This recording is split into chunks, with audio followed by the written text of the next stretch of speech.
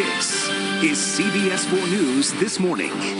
Right now at 5:30, an entire family now infected with the coronavirus and the father fighting for his life. The mother tells us who infected them all and gives a warning to anyone who thinks about not wearing a mask. One-on-one, Roger Stone speaks with CBS 4 after having his sentence commuted by President Trump. What he says helped him get through this ordeal. And taking a live look outside on this Wednesday morning, will we see another day of heat and storms? Lissette is here with your forecast. Heat and storms, I have a feeling, yes. 5:30 now on Wednesday, July 15th. Good morning, I'm Karli Barnett. Maribel Rodriguez is off today. And I'm Frances Wang. Thank you so much for making us a part of your Wednesday morning. So to tell us more about the very likely heat and storms that we will be seeing later on, here's meteorologist Lissette Gonzalez. Yeah, I mean, I don't know why you would say yes, Karli. We've been dealing with the same weather pattern here for the past few weeks. But yes, heat, yes, some storms, and you got it right. And we are waking up to a dry start this Wednesday morning. So that's the great news. You don't have to worry about any wet weather yet, but I would advise you to take your umbrella with you and keep it in the back seat of the car, because you know how it goes as we get into the afternoon hours, especially with this pattern. Winds are calm right now and temperature is very warm.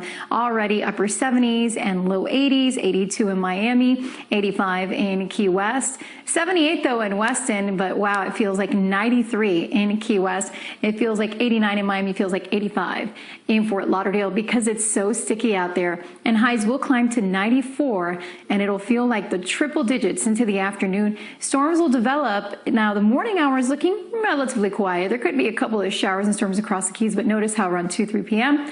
we'll see some spotty storms. And the heaviest rain will be inland and on the west coast. However, as we get into the evening, we could see some more storms. I'll have your extended forecast ahead. Right now, let's get a check of your drive with Cris Barr. Thank you, Lissette, and good morning, South Florida. We're in Miami-Dade County again, taking a closer look at the Palmetto, passing Northwest 122nd Street. The north and southbound lanes seeing some more volume now as we get into our morning commute, but no delay at this time between the Big Curve and the Don Shula, and no accidents on the roads in Miami-Dade or Broward. A disabled vehicle not cleared southbound on 95 just beyond Northwest 62nd Street. Construction clear in Broward, I-95 southbound just before Sunrise Boulevard. That's a look at traffic. Karli, back to you. Thank you, Chris. Here's a look at some of your Wednesday morning headlines. The mayor of Hialeah is upset that he wasn't invited to a roundtable with the governor and other mayors. Governor Ron DeSantis met with several mayors in Miami-Dade yesterday. It was a discussion about concerns during the pandemic. Well, the leaders also gave suggestions on improving communication, and they talked about ways to slow the spread. The governor says the mayor of Hialeah didn't make the list. They also said the mayor declined an offer to meet with the governor after the roundtable discussion.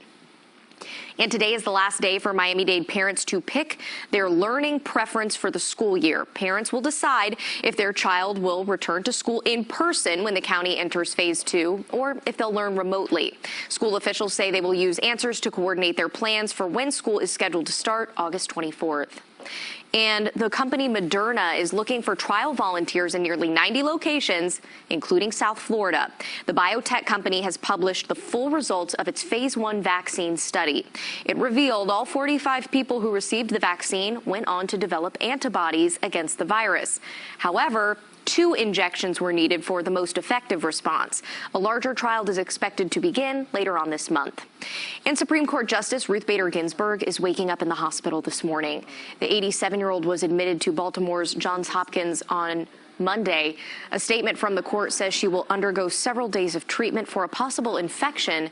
Justice Ginsburg was also hospitalized for a night back in May with a different infection. The coronavirus pandemic has created a nightmare for one South Florida family. All 5 members have contracted the virus, and they believe it happened because a young member of the family didn't take it seriously.